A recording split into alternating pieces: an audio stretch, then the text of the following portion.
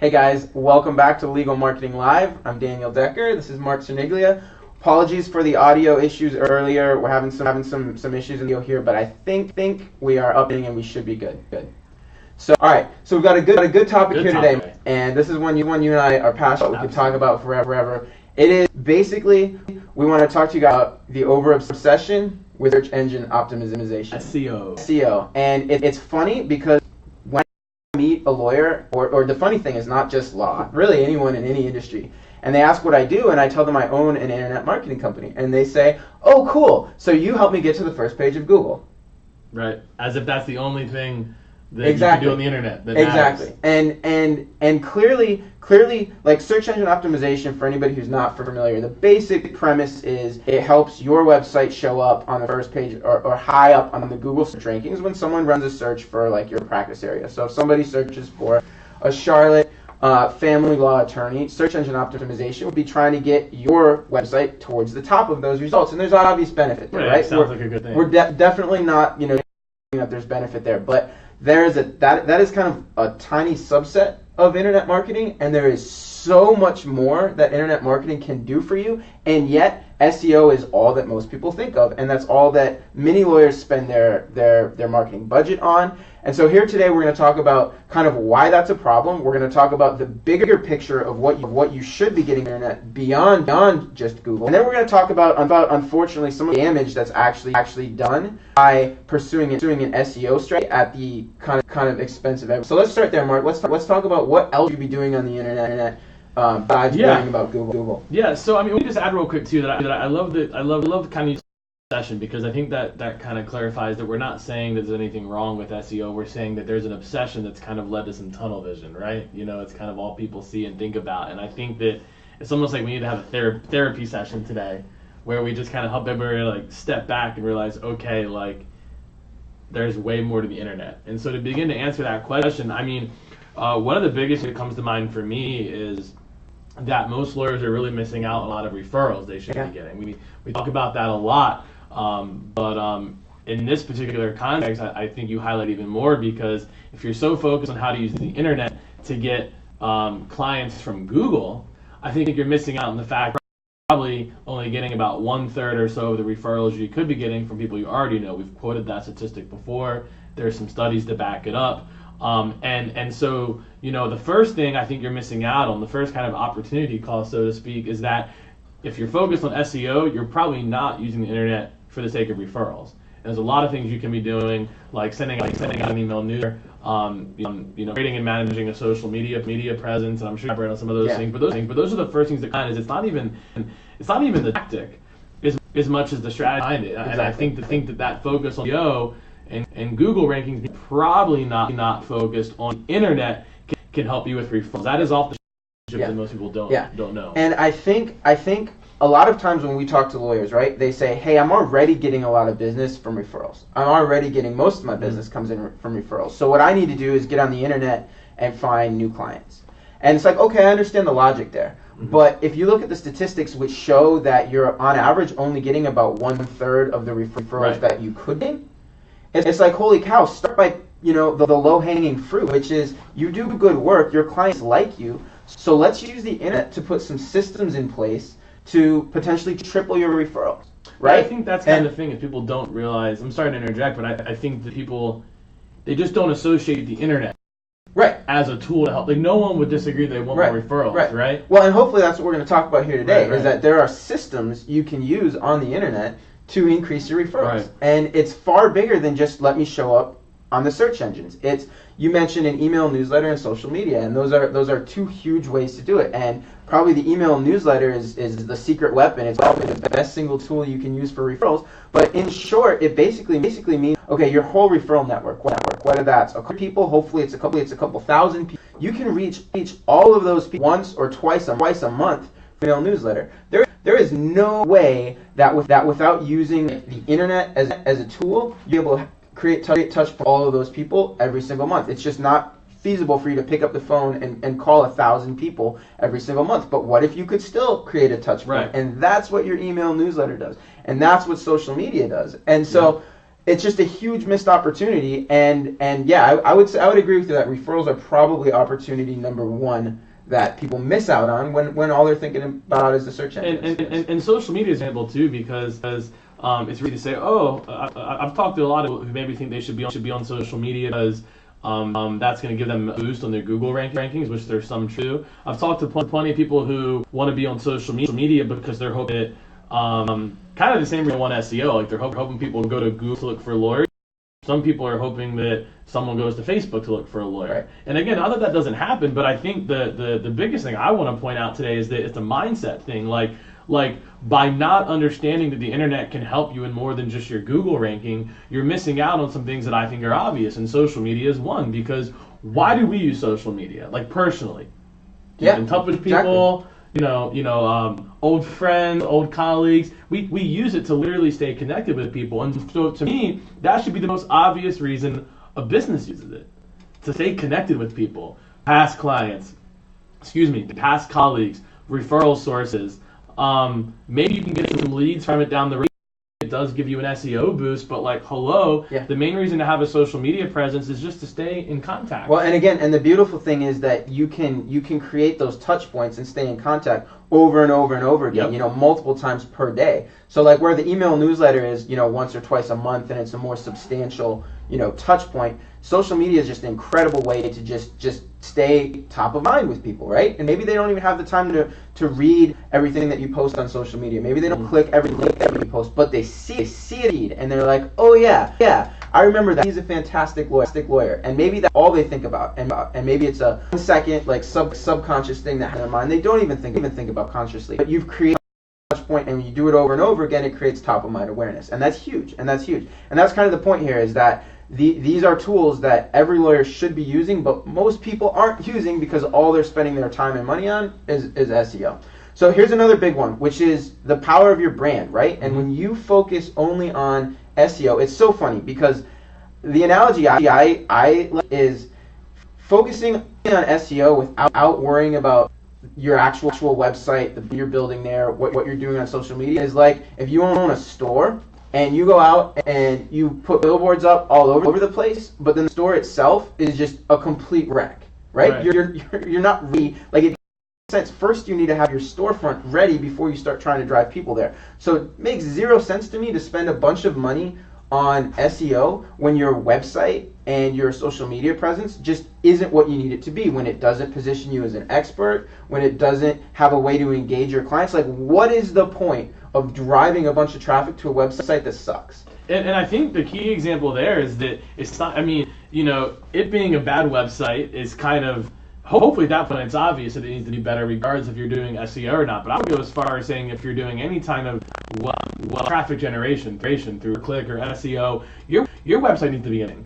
If it was like a spec, like terrible website, decent website, good website, amazing website, you need to be here because you're literally spending money to drive that traffic, and there's a pretty good chance that those people are looking at other websites as well. Right. As we're with a referral, it's a little less likely. A referral maybe would refer to 1 or 2 places, so it's always possible they're shopping around, but it's a whole lot less likely as where into the good website's not important in that scenario. Right. Point to your point. It's not even about whether or not your website's terrible. Not it. You need to have a website that really impresses the out of people.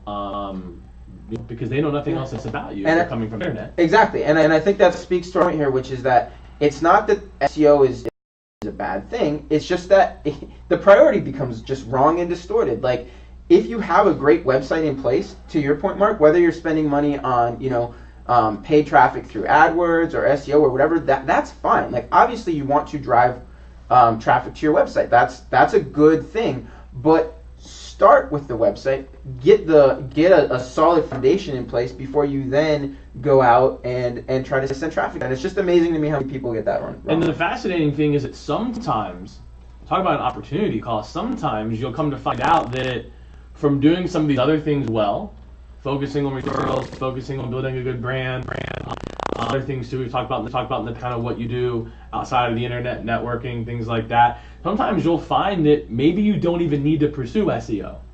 Right. Like that's not uncommon. We're not telling you to do it or not to do it. What we're saying, your priorities really need to be that these other things should come first. And you might not even need to do SEO. It's not something everyone needs to do. As a matter of fact, something everyone can do successfully, because literally only person can be number one for Charlotte immigration attorney, or it might be, you know. So I mean, search engine optimization is a sum game. If you move the first position on Google for a specific key phrase, that means you displace somebody else. There cannot be multiple winners, you know.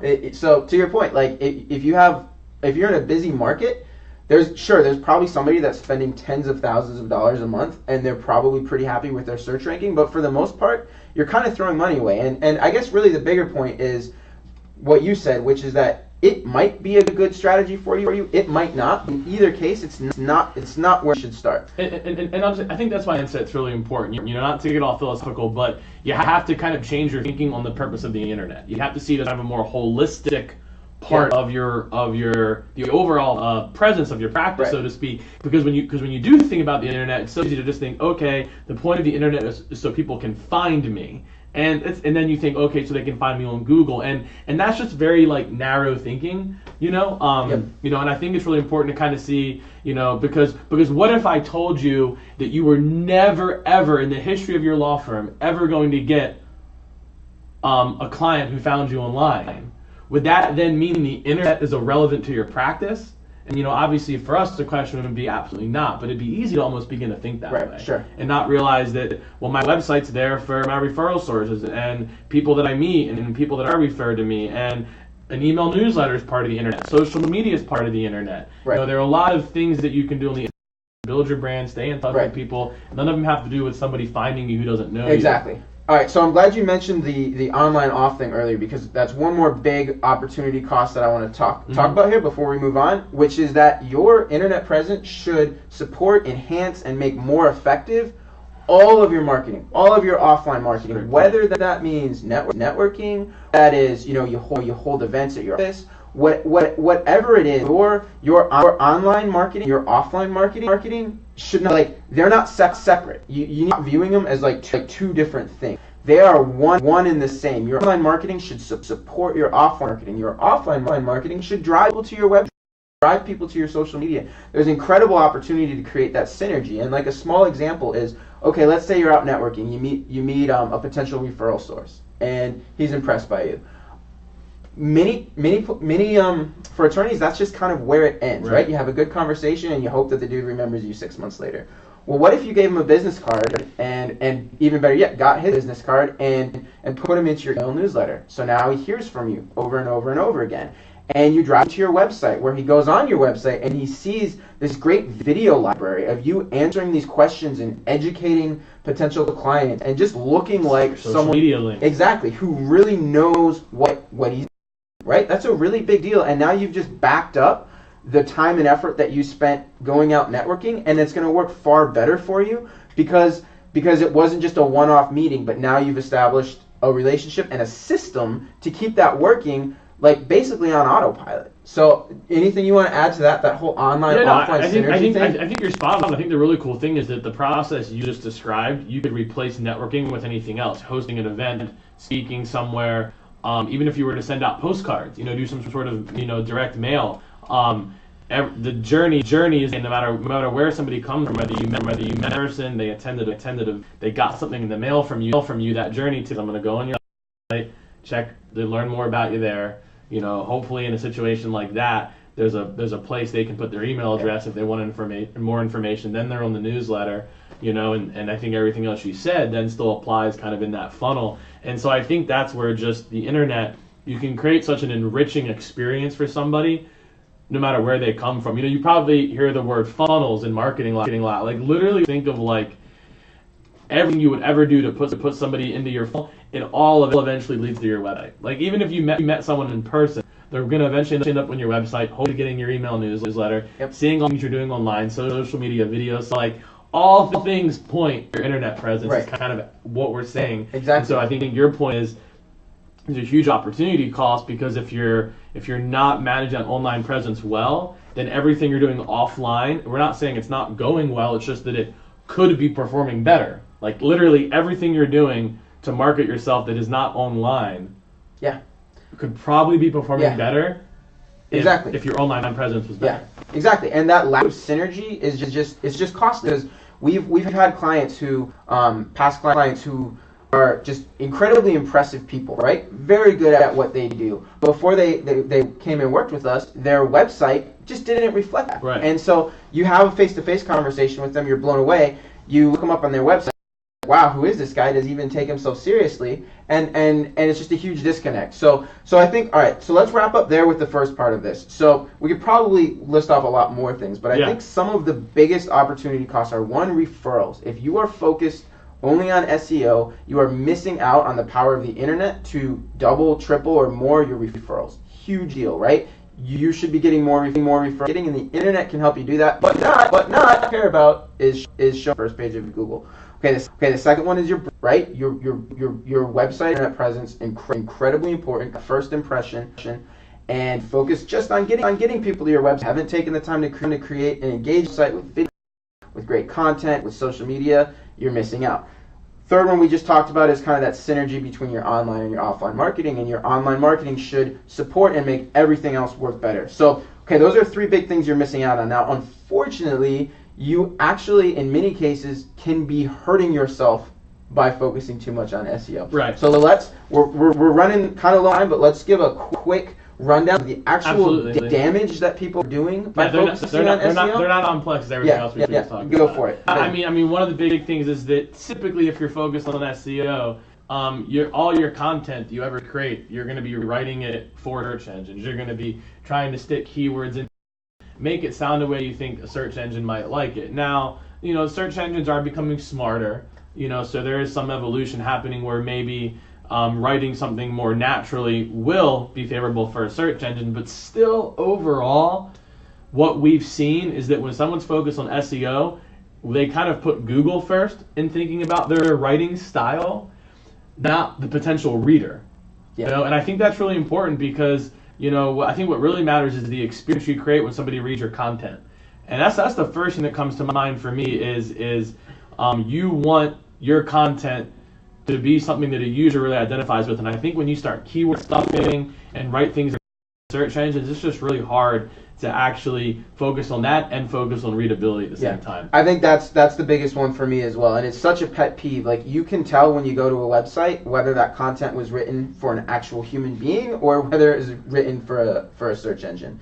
And keyword stuffing is probably the most egregious example of that. But yeah, your content needs to be written for actual humans who might hire you, and they are typically in some sort of emotional distress, or they've got an opportunity that they're really excited about. And a human connection is really, and you should create that with that content. But when you write it for search engines, it comes robotic, and you just don't create that connection. One other big one I want on here is people often talk about the search engine benefit of using social media. And it's like, oh, you need to be posting on Facebook, 50 times a day with links back to your website because that will help your search engine results. Sure. And or the same on Twitter or LinkedIn or whatever, or Google Plus, because people know that Google Plus is affiliated with Google, and so therefore, obviously there's a relationship there. But it's just a completely counterproductive way of using social. And first off, it may actually not work. Google is getting smarter, and I'm quite sure that they're not they don't just look at the volume of links to a website and automatically move them up the search ranking. So first off, it's ineffective.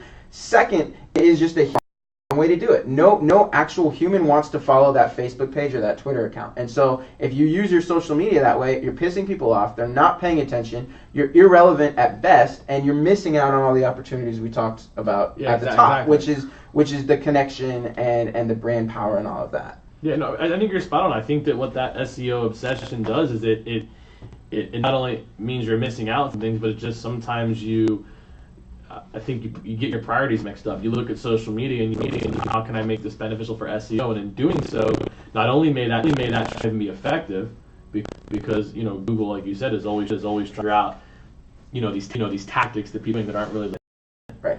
But also you're probably, whatever you're doing is probably counterproductive to some of those benefits we talked about earlier. Like if you do social media for SEO purposes, you probably can't do that and also do well what we talked about earlier on social media. Exactly. Like, this isn't in every case, but a lot of times they're like that. Exactly. And that's the thing. Exactly. I think that's what we guys to get out of this more than anything else. Not that you should never consider spending money on search engine optimization. There is value there. It is that you need to stop with the tunnel vision, and you need to understand that there's a whole lot more to internet marketing than Google. And you really start in those other places because there's a lot more low-hanging fruit that's going to help you grow your business, build your brand, drive referrals, than focusing on the search engine. So that's the encouragement here is please lose the obsession with SEO. Understand that marketing and internet marketing is much bigger than that, and take advantage of some of those other opportunities. I mean, I'm tired of the obsession. It just made me yawn. Yeah, exactly. And if it comes along, if you get these other things in place and you decide you do want to dabble in SEO, great, more power to you. But please do these other things first. We have a report that we're going to drop in the comment section here. It's a special report we did a little while ago, which just highlights some of these common missed opportunities that people overlook when they're thinking about SEO. So check that out if you want some more information. Other than that, thank you guys for joining us, and we will see you guys back here next week on Legal Marketing Live.